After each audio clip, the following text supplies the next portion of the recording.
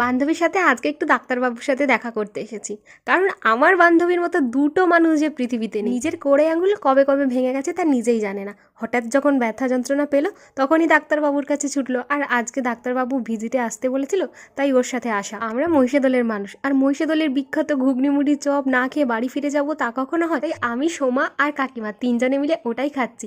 আর জানো তো, আমাদের এখানে চপের দাম মাত্র 7 টাকা, আর এই হাফ প্লেট ঘুগনি মুড়িটার দাম হচ্ছে 14 টাকা। ওখান থেকে বেরিয়ে যাচ্ছিলাম, দেখছি কি সুন্দর সুন্দর সরস্বতী ঠাকুরগুলো বানাচ্ছে। সব থেকে এই পুচকিগুলো তো বেশি ভালো লাগছিল। তবে জানো তো, এই ভিডিওটা কিন্তু সরস্বতী পুজোর আগের। আমি ওই তখনই গিয়ে পাঞ্জাবিটা নিয়ে এসেছিলাম, যেটাতে ডিজাইন করেছি গো।